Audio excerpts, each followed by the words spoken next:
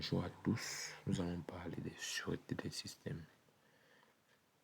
Nous allons donc vous édifier dans cette vidéo sur l'installation et l'utilisation d'un outil de modèle checker, d'exécution symbolique, de méthodes formelles sur des programmes à partir d'un idéologue au choix. Nous allons également aborder en petit 2 la différence entre l'exécution symbolique et concolique à travers une définition entre les différents types d'exécution et des exemples également pour illustrer dans la différence entre l'exécution symbolique et concolique. Et bon, par la fin, nous allons parler de la preuve par la logique de OR à travers également des exemples avec et sans structure de contrôle pour illustrer donc ces différences. Sans plus tarder, nous allons commencer par l'installation et l'utilisation d'un outil d'exécution symbolique. Et puis, nous allons également prendre un exemple de programme pour exécuter, pour vérifier que notre outil fonctionne correctement. Alors, nous avons choisi donc opté pour l'éditeur Visual Studio Code. Et nous avons également choisi le langage de programmation Python. Alors, après avoir donc téléchargé donc cet éditeur de code et configuré le langage de programmation Python, il suffit donc d'aller dans votre terminal et puis taper la ligne de commande suivante pour utiliser l'outil d'exécution symbolique Z3 de Python. Il suffit de taper pip install Z3 solver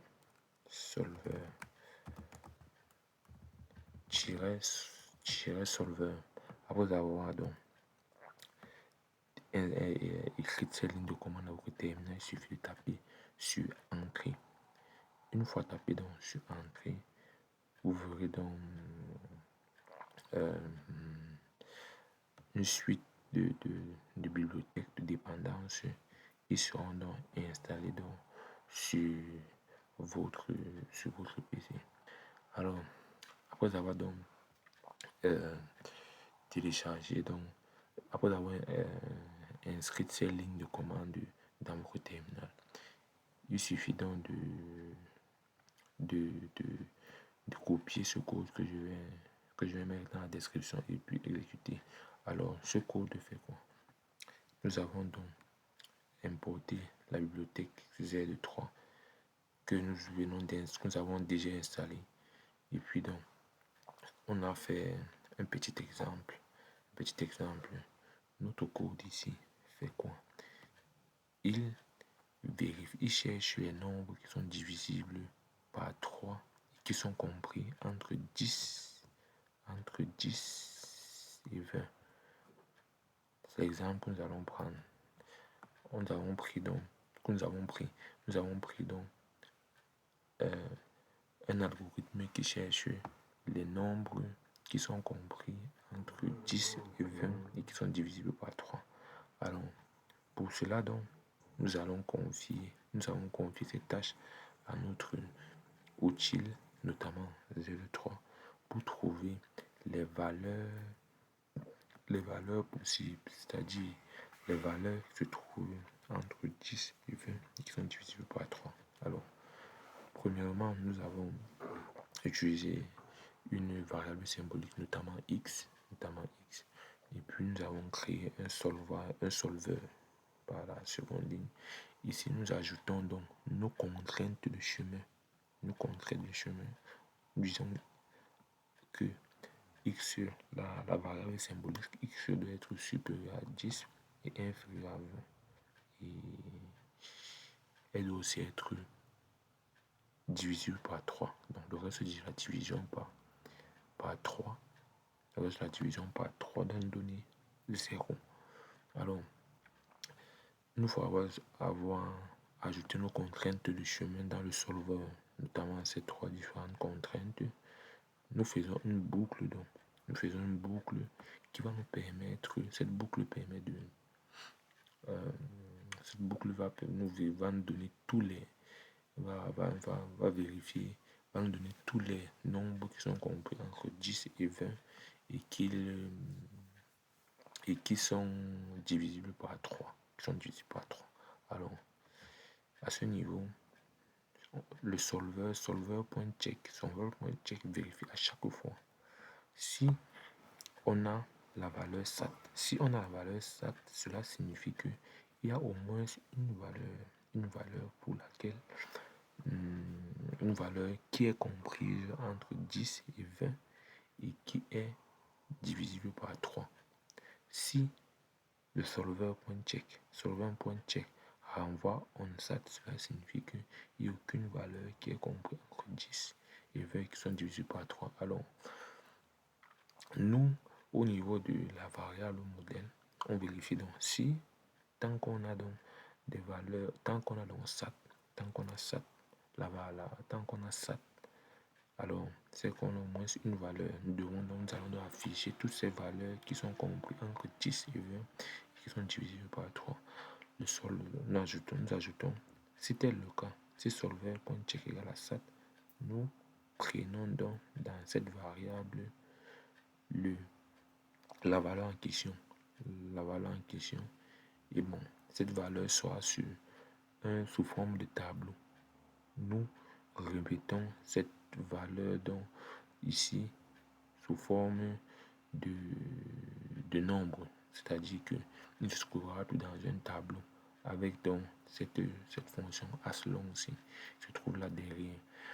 Une fois après avoir donc mis cette valeur, on pourra afficher donc la valeur en question. Nous affichons la valeur en question, c'est-à-dire la valeur qui est comprise entre 10 et 20 et qui est divisible par 3. Une fois après avoir fait ça, donc, nous ajoutons cette contrainte,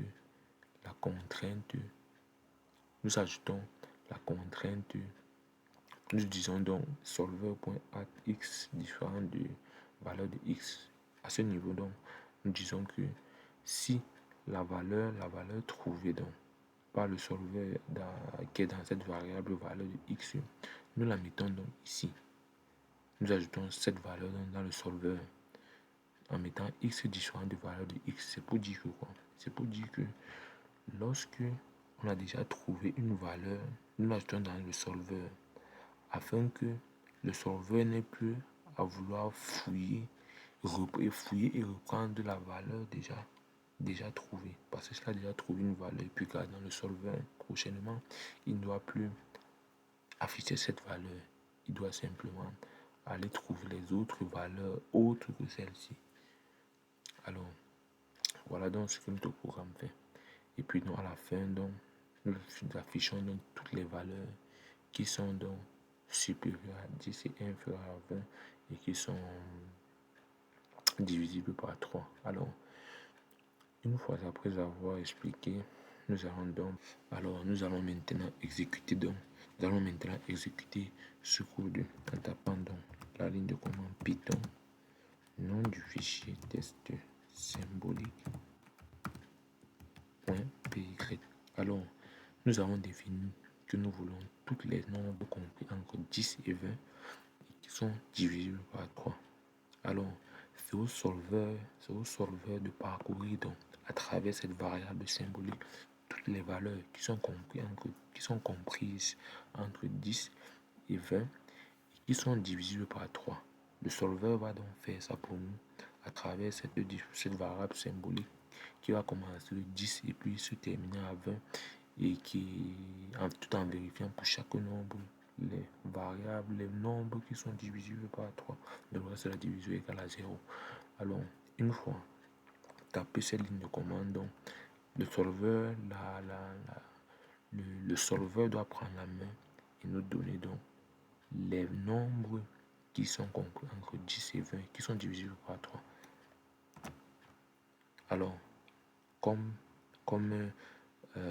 réponse, Le solveur nous dit qu'il trouve la valeur 12. Donc 12 est bel et bien supérieur à 10. 12 est bel et bien supérieur à 10. 12 est bel et bien inférieur à 20. Et 12 modulo 3, le reste de la division de 12 par 3 est bel et bien égal à 0. Cela signifie donc que nos contraintes de chemin que nous avons spécifiées au solveur, il les a respectées. Il a essayé de vérifier ça pour chaque valeur. Et puis, il a affiché cette valeur par cette valeur. Vérifie donc ces trois conditions. Il affiche également la valeur 15 parce que 15 est bel et bien supérieur à 10. 15 est bel et bien inférieur à 20. 15 est modulo 3 égale à 0. Il affiche également la variable 18. 18 comme résultat. 18 comme résultat. Alors, vous voyez là à la fin, il nous affiche la valeur ONSAT parce qu'il a déjà parcouru, le solveur a déjà parcouru donc tous les nombres qui sont compris entre 12 et 20 et déjà affiché la dernière valeur donc, qui respecte notre contrainte de chemin a été donnée là. Et puis à la fin, nous avons le ONSAT. Le ONSAT pour dire donc quoi, qui sort de la boucle car solver.check n'est plus égal à SAT. Il a déjà trouvé toutes les valeurs. Et bon, comme il a trouvé toutes les valeurs, il est donc censé sortir de la boucle. Donc, c'est ce qu'il fait. Donc, ici, donc, nous vous invitons donc de ne plus exécuter dans vos codes de façon manuelle, mais utiliser donc l'outil d'exécution symbolique 03 pour donc vous rassurer que vous avez pour votre programme qui est écrit, quelles sont les valeurs pour lesquelles mon algorithme marche. C'est ça le but, le but de l'outil d'exécution symbolique 03. 03 est donc là pour nous donner uniquement, il nous donne uniquement les valeurs qui respectent nos contraintes de chemin, qui respectent nos contraintes de chemin, qui sont valeurs que nous avons spécifiées. Il va les retourner et puis vous serez pour avoir donc une idée de votre une idée sur votre Chers auditeurs, bonjour. Aujourd'hui, nous allons travailler sur la différence qui existe entre exécution concolique et symbolique. Alors, comme application, nous allons travailler sur la validation d'un paiement. Et avant tout, il faut d'abord qu'on définisse l'exécution concolique et symbolique. Alors, si nous prenons ici, nous aurons que l'exécution symbolique explore un chemin ou bien un programme avec des variables symboliques. Ces variables peuvent être des réels qui sont x, y, z et tout autre. Ça peut être m, bon, tous les réels disponibles qu'on peut les utiliser. Maintenant, sur l'exécution concolique, autrement appelée dynamique, combine les deux exécutions. On peut parler de l'exécution symbolique puisqu'il faut avoir d'abord des variables pour définir leurs valeurs concrètes. Donc en général, l'exécution concolique prend seulement en considération les deux exécutions à la fois, que ce soit symbolique et des valeurs concrètes. Alors, nous avançons un peu pour voir sur les différentes caractéristiques qui définissent leur différence. On a d'abord les types d'entrée qu'on a déjà parlé dans la définition, les variables du côté symbolique et concolique, c'est les valeurs de ces variables là. Et maintenant, comme mode d'exploration du côté symbolique, on tente d'abord d'explorer tous les chemins possibles via un arbre d'exécution. Maintenant, du côté concolique, on suit un chemin concret et spécifique à la fois, guidé par les entrées réelles. Et dans la gestion des contraintes, dans l'exécution symbolique, on utilise d'abord un solveur MST. On peut prendre Z3, Z1, c'est tout ça, pour résoudre seulement à chaque pour résoudre chaque prédicat de chemin et tout. Maintenant, du côté concolique, on utilise des valeurs concrètes pour simplifier les contraintes que le solveur ne sait pas résoudre. Or, on ne peut pas résoudre un programme qui comporte uniquement des variables. Or, on ne connaît pas quelles sont les valeurs de ces variables. C'est pourquoi concolique prend en général symbolique et concolique en valeur en symbiose pour résoudre son programme. Maintenant, quand on revient sur la dépendance externe, on voit que c'est difficile à exécuter si le code source est manquant ou contient des appels système complexes. Mais du côté concolique, on peut gérer mieux les appels système et les bibliothèques binaires grâce à l'exécution concrète réelle. Quand on parle des problèmes majeurs, l'explosion combinatoire du nombre de chemins à analyser dans les grands programmes, et quand on entre un peu du côté dynamique, on peut parler de la couverture limitée initialement car elle dépend des entrées concrètes choisies pour diverger vers de nouveaux chemins. Alors enfin, ces deux exécutions ont leurs outils spécifiques. On peut parler de Kyle du côté symbolique et SDE du côté concolique. Il y a plusieurs autres outils, mais on a choisi seulement quelques-uns pour les définir dans notre différents tableaux. Maintenant ici, si on revient sur notre application, d'abord là-bas notre programme sert à valider un paiement. Maintenant, comment valider un paiement? Il faut que le solde soit supérieur au montant. Or ici, dans notre première condition, on dit quoi? Si montant est inférieur à solde, alors le paiement est vrai. Ce qui dit le paiement doit s'effectuer. Mais le paiement ne doit pas s'effectuer sans que le code ne soit aussi validé. C'est pourquoi à la branche 2, on voit que le code au code, on affecte 1, 2, 3, 4. Si code est égal à 1, 2, 3, 4 est vrai, alors le bug potentiel est atteint. Pourquoi? Parce que le paiement est déclenché.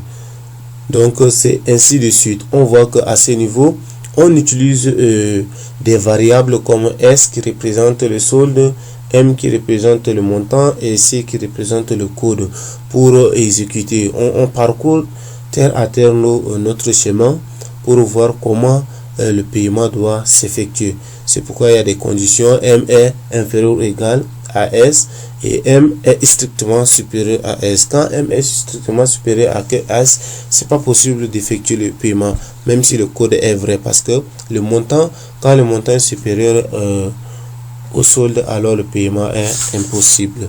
Maintenant, quand on revient sur l'exécution concolique, ici on initialise d'abord. Par exemple, on a ici comme les valeurs en entrée, on a solde est égal à 10, montant est égal à 20 et code est égal à 0. Or, nos trois états sont toujours disponibles. On a pris d'abord à l'état vrai, d'où l'exécution est d'abord concrète. Maintenant, quand on vient sur l'exécution, on prend montant est supérieur au solde. C'est impossible d'effectuer déjà le paiement, d'où le chemin 2 est suivi. C'est que le chemin suivant est directement déclenché. Maintenant, si on revient sur le test 2, qu'on a pris, solde est égal à 100 et montant est égal à 50. Maintenant, le code n'est pas défini concrètement. Si le code est différent de 1, 2, 3, 4, comme défini dans le programme, et que le montant, bel et bien que le montant est inférieur au solde, le paiement ne peut pas également être effectué. C'est pourquoi on dit le chemin 1 du suivant est suivi, ce qui veut dire qu'il est déjà déclenché. Maintenant, on suit encore notre test ici. On prend les mêmes valeurs à l'entrée, solde est égal à 100 et montant est égal à 50. Ici, on voit que le code est correct comme dans notre programme, d'où le bug est atteint, ce qui veut dire le paiement est déclenché. En somme, on peut voir que les deux méthodes atteignent le bug potentiel. L'approche concolique est souvent préférée comme pour les programmes réels, car elle gère mieux les interactions complexes, comme les appels à effectuer paiement et tout. Si le code source n'est pas disponible, en utilisant des valeurs concrètes pour ces parties, tout en utilisant le symbole pour guider l'exploration des branches. Merci pour votre aimable attention. Maintenant, dans le modèle checker, nous avons installé un modèle checker toujours dans le même idée, avec toujours notre même idée, notre même histoire de code Visual Studio Code et toujours également avec le langage de programmation Python. Alors, pour installer dans notre outil notre outil de modèle checker, il suffit d'aller dans l'IDE de votre terminal et puis taper pip install by modèle checking. Une fois après avoir tapé cette commande, il faudra vérifier que vous êtes connecté, puis taper sur Entrée pour pouvoir installer des dépendances, les bibliothèques liées à cet outil, par modèle checking. Alors, dans cet exemple, donc, nous avons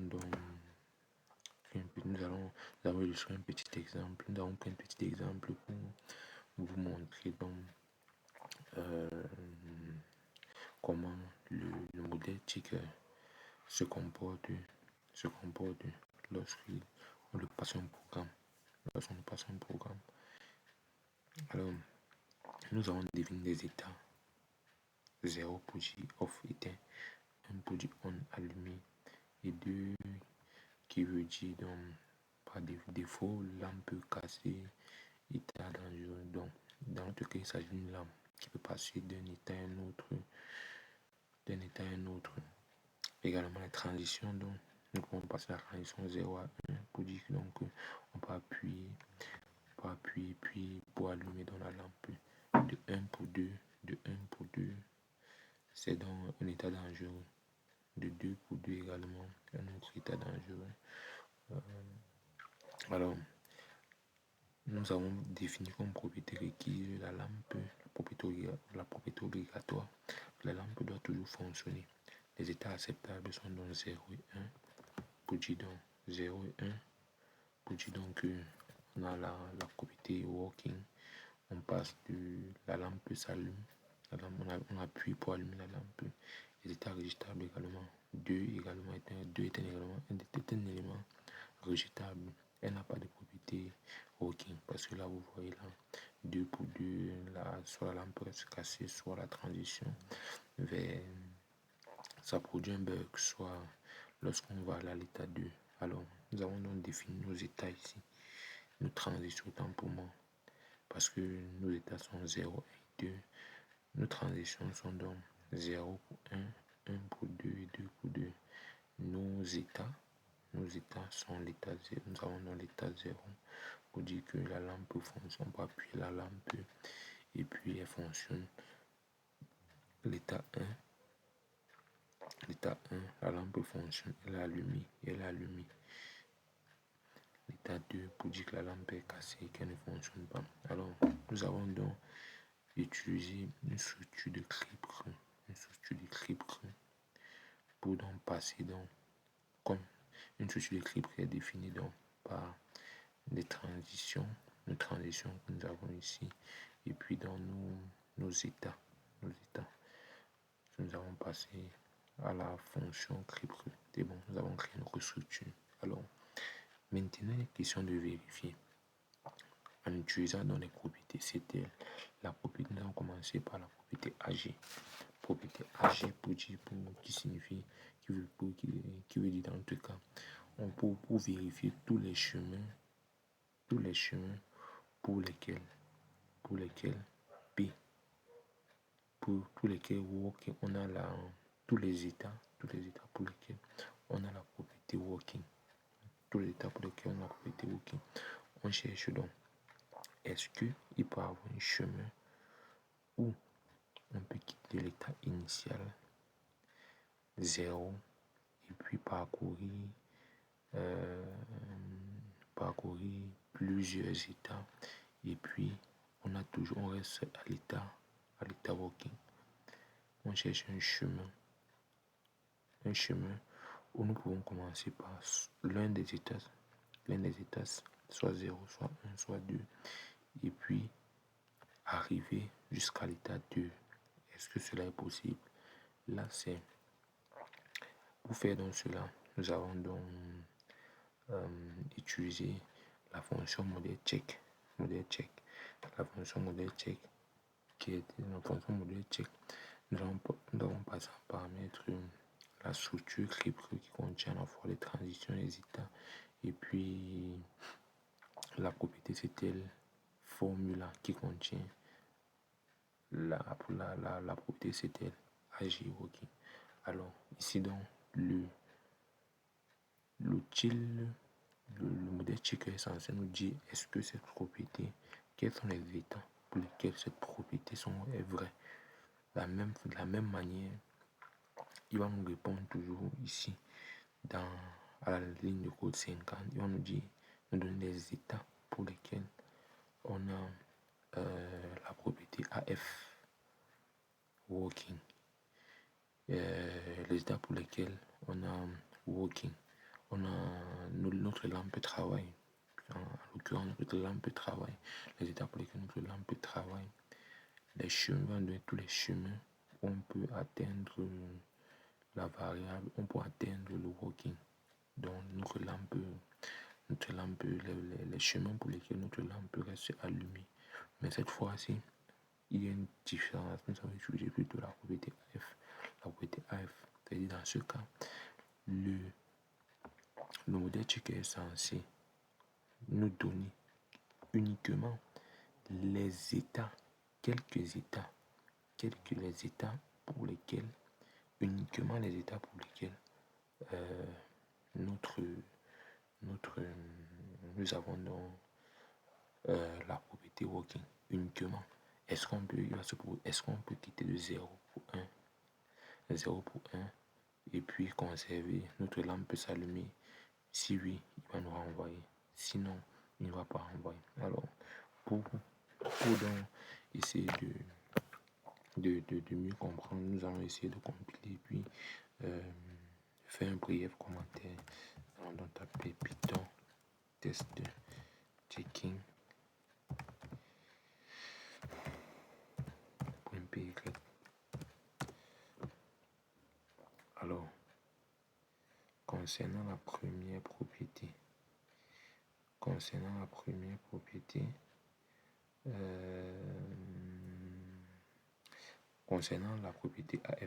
AF working, on cherche donc est-ce que on peut atteindre un état où ça marche. Le modèle checker nous renvoie donc comme résultat 0,1. Parce que nous pouvons quitter de l'état 0 pour l'état 1 et notre lampe continue à fonctionner. Notre lampe maintient toute la propriété working. Donc ce cas est vrai. Tandis que lorsque on repart à la première état qui est AG working, il nous renvoie 7. Pourquoi? Parce que on ne peut pas avoir, n'est-ce pas? On ne peut pas avoir, n'est-ce pas, un état, tout un chemin. Il ne peut pas avoir tout un chemin qui contient tous les états.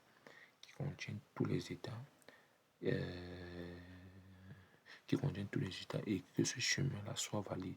Parce que si on prend par exemple le chemin 0, 1, 2 qui contient tous les états, l'état 2 est un état végétable.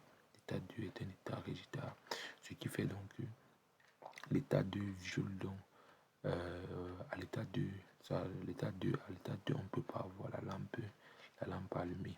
On ne peut pas avoir la lampe allumée à l'état 2. Ce qui signifie donc que ici, au niveau de cette propriété, le modèle checker donc renvoie comme résultat ici aucun état, un 7, pour dire qu'il n'a trouvé aucun chemin qui contient tous les états. Nous pouvons bien avoir l'état 0, 1, mais sans 2. Or, la propriété AG. La propriété AG ici dit que nous devons avoir tous les états. Quels sont qui est la propriété AG veut dire que quels sont tous les chemins, quels sont tous les états pour lesquels quels sont tous les états pour lesquels la lampe peut être soit éteinte mais off au moins, ou allumée et valide au moins, et off. Alors, il voit donc qu'on ne peut pas avoir un chemin qui contient tous les états. C'est pas possible à cause de cet état, cet état 2 qui est un état rejetable. Alors, maintenant, pour terminer, nous allons parler de la preuve par la logique de OR. Nous allons prendre des exemples.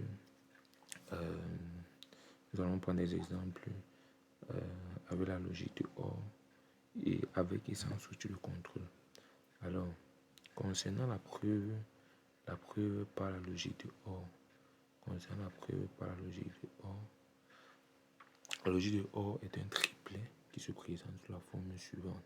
P, c'est Q. P qui est la précondition, c'est une condition logique qui doit être vraie avant l'exécution de la commande C. C est la commande instruction ou une séquence d'instructions, c'est-à-dire une suite d'instructions sur une portion de code qu'on va vérifier, qu'on va analyser. Q qui est la post-condition, c'est une condition logique qui sera vraie après l'exécution, qui doit être vraie, qui sera vraie après l'exécution de C, à condition que P soit vrai avant. Comme exemple ici, nous avons pris ce petit exemple, on a x égale à 5, y égale à x plus 3, y égale à 8. Nous voyons donc que si on remplace x, si nous remplaçons donc x par x dans l'expression y égale à x plus 3, on a y égale à 8. On a y égale à 8. Cela signifie donc que qu'on a x égale à 5, qui est la précondition, y égale à x plus 3, qui est la post-condition, qui est la commande, qui est l'instruction ici dans notre cas, y égale à 8, qui est la post-condition. Donc, ici, donc, nous avons donc vu que qu'on remplace x par dans y, nous voyons donc y égale à 8. Cela vérifie donc la post-condition qui est y égale à 8. Alors, pour vérifier la correctitude d'un programme avec la logique de OR, il faut vérifier donc, il faut que chacune des étapes donc soit satisfaite. Comme première étape, nous avons spécifié les préconditions et les post-conditions. Comme étape 2, c'est identifier les invariants pour les boucles. Comme étape 3, nous devons donc appliquer les règles de la logique de OR. Comme étape 4, nous devons prouver les obligations des preuves, c'est-à-dire vérifier les conditions. Étape C, nous avons la vérification de la correction totale ou partielle. Alors, OR donc les règles de OR. On va vous parler donc des règles de OR. Les règles de OR, comme règle de OR, nous avons donc l'affectation qui est l'une des règles. Si on affecte donc l'affectation, si on affecte une valeur à x, on doit remplacer x par cette valeur dans la post-condition pour obtenir la précondition. Alors, nous allons illustrer ça par un exemple ici. On veut prouver par exemple que y est égal à 10. Y est égal à 10, dans ce cas, est donc la précondition. X égale à y plus 5, qui est la commande ou l'inscription dans notre cas. Et puis x qui est égal à 15, qui est la post-condition. L'affectation dit que si on affecte une valeur à x, on remplace par cette x par cette valeur dans la post-condition pour obtenir la précondition. Alors, dans notre cas ici, si on essaie donc si on essaie de remplacer x, y par x par y, si on essaie de remplacer x donc dans la post-condition y plus 5, si on remplace x par y plus 5, on a donc y qui égale à 10. y qui est égal à 10, puisqu'on aurait y plus 5 qui est égal à 15, y est égal à 10, et y est égal à la précondition. Donc nous avons dans la précondition donc qui est égal à 10 lorsqu'on remplace donc la valeur de x dans la post-condition. Alors, comme autre règle de OR, nous avons la composition séquentielle. La composition séquentielle. Comme formule ici, nous avons ce triplet de OR. Lorsqu'on a ce triplet de OR et ce triplet, ce triplet, mais cette fois avec deux commandes. Ici, la composition séquentielle, il suffit donc de prouver. Il faut prouver une séquence. Pour prouver une séquence de deux commandes, ces deux commandes, on les prouve séparément. Ces deux commandes, on les prouve séparément. Et puis après, on les relie. On relie les triplets via une post-condition, précondition commune. Alors, comme autre logique de OR, donc, nous avons la règle d'itération. La règle d'itération avec la boucle. Ici, la formule dit, si on a P et B, P et puis divisé par P tant que B nous donne B d'où S, P et non B. Ou P ici est bel et bien un invariant de boucle pour prouver donc PY, B d'où S, Q qui est dans cette expression-ci, on trouve un invariant I qui reste vrai avant et après chaque itération. La règle I et B, S, I, et la règle s'écrit donc de cette façon-ci. Dans ce cas, il suffit de ce premier cas, I et B, S, I, l'invariant est préservé. Dans ce deuxième cas, I tant que B, d'où S, I et non B. Après la boucle, l'invariant est vrai et B est faux. En outre, donc, il faut que P, il faut que P, P qui est dans l'invariant de boucle, nous donne donc l'invariant. P qui est l'invariant de boucle. En outre, il faut que P est un invariant de boucle. Et I et non B à la sortie, la post-condition est satisfaite. Cette règle donc garantit que la boucle transforme donc correctement l'état tout en terminant. La terminaison donc nécessite une preuve séparée par exemple via un variant de boucle. Une boucle, c'est-à-dire une boucle. C'est-à-dire pas une boucle. Alors, maintenant, nous allons passer à l'application à logique de OR. Nous avons dit donc que OR, avec OR nous permet de vérifier également qu'un programme est correct. C'est-à-dire qu'il fait donc qu'il nous donne le résultat qui est escompté. Alors, comme première application, nous avons utilisé un code sans structure de contrôle. Comme exemple, nous avons fait la vérification de la parité d'un nombre qui prend en entrée P comme la précondition un entier quelconque qui prend comme commande qui est une instruction le reste de la division et qui par la fin en post-condition qui nous donne le reste qui est égal à 0 si n est pair et reste égal à 1 si n est impair. Comme première étape parmi les étapes de vérification, comme étape de vérification de la logique de OR, nous avons la spécification des conditions et des préconditions et post-conditions. Comme précondition ici, nous avons donc P qui est N qui est un entier, donc N appartient plutôt à N. Nous avons donc C qui est le code qui est dans cette partie ici, reste qui est égal à n modulo 2 qui est une simple affectation, une instruction d'affectation, et q qui est la post-condition, qui est donc le reste appartient soit 0, soit 0, soit 1, selon la parité du nombre qui se trouve à la précondition.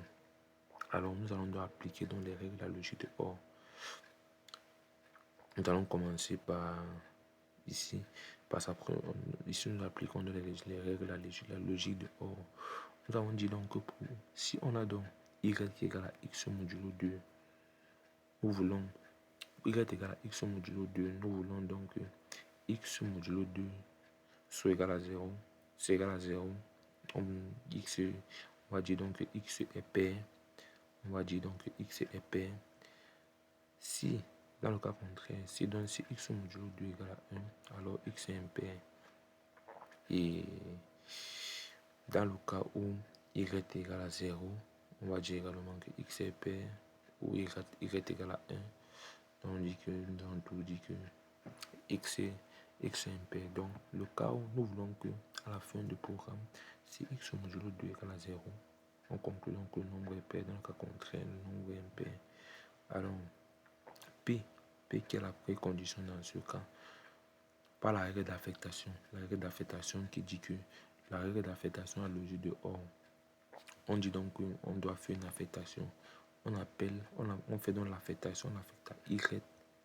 On affecte à Y en post-condition, on affecte à Y. X modulo 2. X modulo 2 qui est égal à 0. C'est égal à 0. Donc, on va dire donc que X est pair. Dans le cas contraire, X est impair. Alors, la dernière étape qui est la vérification. Nous voyons donc que c'est vérifié parce que on sait dans notre algorithme ci-dessus, nous voyons donc que quel que soit le nombre qui est pris en entrée, le reste de la division modulo 2 va donc donner soit 0, soit 1. C'est pour ça que nous avons dit donc à la vérification. Vérifier, c'est vérifier parce que pour tout nombre entier, x modulo 2 qui est là, l'instruction sera soit égal à 0, soit égal à 1. Donc, d'après la logique de OR, donc, nous voyons que le résultat attendu serait soit 0, soit 1, qui est bien le résultat attendu qu'on attendu par le programmeur. Alors, comme deuxième application, nous avons fait une application avec structure de contrôle. Nous avons pour le cas du factoriel qui part en entrée un nombre supérieur à 0, un nombre supérieur à 0, et par la fin, nous donne le factoriel de ce nombre. Comme étape 1 ici, nous avons donc fait la spécification toujours des préconditions et des post-conditions. Comme précondition, donc, pour le cas du factoriel, il faudrait qu'en précondition, le nombre que l'utilisateur entre soit un nombre supérieur à 0. Et comme post-condition, le nombre qui doit sortir à la fin de ce programme doit donc être le factoriel du nombre entré par l'utilisateur. Si ce n'est pas le cas, c'est qu'il y a eu un problème. Donc du coup, la logique de OR n'est pas respectée. L'étape 2 qui est trouver un invariant de boucle. Alors, nous avons trouvé comme invariant ici I. Nous avons dit que nous l'avons noté, l'invariant I ici. Nous avons dit que l'invariant est égal à I-1 factoriel. Et I doit être compris entre 1 et N plus 1. Cet invariant exprime donc que F contient le factoriel de I-1 et I varie entre 1 et N plus 1. L'invariant ici, l'invariant de boucle ici, est donc F égale à I-1 factoriel. Pourquoi? Parce que à chaque fois que notre algorithme est exécuté, à la fin, nous avons, à la fin au fur et à mesure que l'algorithme est exécuté, lorsque F prend F fois I, et I s'incrémente, I prend I plus 1, à la fois, quand F prend F fois I, c'est-à-dire I prend I plus 1, et f, à cet instant, à tout instant t, on voit que à tout instant t, on voit que f contient i-1. Prenons par exemple le cas de la... Supposons que l'utilisateur entre un nombre 3. 3 est bel et bien supérieur à 0, i égale à 1, f égale à 1, 1 et 1 fois égal à 3. F va commencer par 1. 1 fois 1, 1 fois 1. I va passer à 2. Vous voyez, f contient i-1. Lorsque i a 2, f contient 1. Lorsque i passe à 2, on revient vérifier. 2 et 1 fois égal à 3. Comme 2 et 1 fois égal à 3, f passe à 1 fois 2. 1 fois 2, f prend 2, tandis que i passe à 3.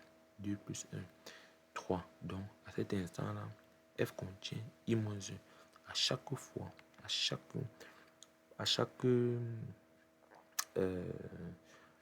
tour, à chaque fois que la condition i est inférieure à chaque tour que i, on vérifie la condition i est inférieure à n, à tout instant, on a la variable f qui est égale à i et i qui est égal à f qui est égal à i-1 et i qui est égal à i-1 et i qui est égal à i-1 plus 1. Donc à chaque fois f égale à i-1, f égale à i-1 à tout parcours. Lorsqu'à chaque fois qu'on revient vérifier et qu'on exécute ce bout de code. Alors, tout ça, donc, nous avons mis donc que l'invariant ici est i-1 factoriel. Alors, comme étape 3, donc, on prouve dans la préservation de l'invariant. On a commencé par l'initialisation. Avant la boucle, nous avons donc i. Nous avons donc i qui est égal à 1 et f qui est égal à 1. I égale à 1 et f égale à 1. I égale à 1 et f égale à 1. I devient donc 1. I devient 1. 1 moins 1 factoriel. 1 moins 1 factoriel bel et bien égal à 1. Et n est bien compris entre 1 et n plus 1. Donc c'est ceci, c'est cette invariance-ci qu'on initialise au départ. Cette invariance-ci. Lorsqu'on initialise au départ par i égale à 1, f égale à 1, nous avons bien donc f, nous avons bien donc i, i qui devient 1 moins i qui devient 1 moins 1. Lorsqu'on remplace ici i par 1, il devient donc 1 moins 1 et qui donne 0, 0 factoriel qui est égal à 1. Donc, 1 est bien compris entre 1 et n plus 1. Et si n est supérieur à 0, alors on a donc 1 qui est inférieur à n plus 1. Alors, comme préservation, nous venons ici de préserver, de prouver la préservation de l'invariant au niveau de l'initialisation. Maintenant, ça c'est au niveau de l'initialisation avant la boucle. Maintenant, qu'en est-il maintenant lorsqu'on se trouve dans la boucle? Lorsqu'on se trouve dans la boucle, on a à chaque fois f qui est égal à f fois i. F qui est égal à f fois i. Et en précondition, c'est-à-dire que en précondition, hors de la boucle, si nous prenons, on a f égale à 1 à l'initialisation. En précondition, donc f égale donc à, si on vient remplacer f par 1 ici, dans notre cas, on aura f qui est égal à 1 moins 1 factoriel qui est égal à 0. Donc, en précondition, on a bel et bien f qui est égal à 1. Maintenant, en post-condition, c'est donc ce résultat qui est attendu en post-condition. En post-condition, nous verrons donc que en post-condition, on a f qui est égal à i moins 1 factoriel fois i. Nous pouvons le vérifier. Si on reprend notre algorithme qui se trouve, du factoriel, nous verrons que comme nous vérifions à chaque tour, nous avons f qui est égal à f fois i, et i qui est égal à i plus 1. Si nous prenons par exemple 3, l'algorithme va commencer à partir de 1 et vérifie. qui vérifie est-ce que 1 est inférieur égal à 3. Si 1 est inférieur à 3, il vérifie donc, il fait donc f qui est égal à f, quand c'est la première itération 1, f qui est 1 fois i qui est 1. Donc, qui fait f fois i, cela fait 1, et i s'incrémente, i prend 2. Vous verrez donc 2 et qu'on a f qui est égal à f qui est égal à 1. Donc f qui est égal à i moins 1, vu qu'à l'itération i, on a f qui est égal à, lorsqu'on incrémente i, on a f qui est égal à i moins 1. À chaque fois, c'est comme ça, à chaque fois, c'est comme ça, à chaque fois. Et puis en post-condition, on a donc i moins 1 fois i, qui est dans le factoriel de i. Donc, ce qu'on a en post-condition, c'est vraiment le résultat qui est attendu.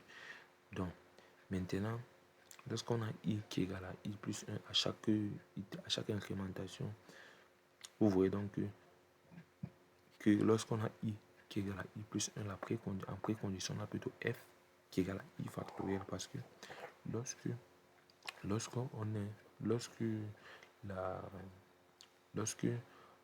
à chaque fois qu'on incrémente i, la valeur de f est égale à i moins 1. Donc la valeur de f est égale à i plus 1 moins 1 qui est égal à i factoriel. C'est ce qu'on nous dit ici en post-condition. F qui est égal à i moins 1 factoriel. À chaque fois que i prend incrémente, f est égal à i moins 1. F est égal à i moins 1 à chaque fois. C'est ça qu'on a dit ici. Et le nouveau i qui est égal à l'ancien, qui est égal à l'ancien i, qui est égal à l'ancien i. C'est f, c'est i qui prend. C'est i, quand i s'incrémente, f prend l'ancien i. Donc, d'après le corps de l'algorithme, où il y a, d'après le corps de l'algorithme, on a donc f qui est égal à i plus 1 moins 1 factoriel. Parce que à chaque fois que i s'incrémente, f contient la valeur de précédente de i. Donc, chaque fois i s'incrémente, la f contient i incrémenté moins 1 qui est égal à i factoriel, qui est bel et bien le factoriel de i. Ce qui est exactement i. Avec la nouvelle valeur de i. Donc, la dernière étape, donc, qui est l'étape 4, qui est la condition de sortie. Quand la boucle termine, on a i et non i inférieur à n. Parce que la boucle se termine lorsque cette condition n'est plus vérifiée. Et lorsque cette condition n'est plus vérifiée, donc on a i qui est égal à n plus 1. Parce qu'il va sortir avec n plus il va sortir à l'itération n plus 1, car l'itération n plus 1, on a plus n plus 1 n'est pas inférieur ni égal à n. Donc du coup, la boucle termine là, et puis donc f égale l'algorithme va nous sortir donc le factoriel de n, qui est bien le résultat attendu. C'était donc tout.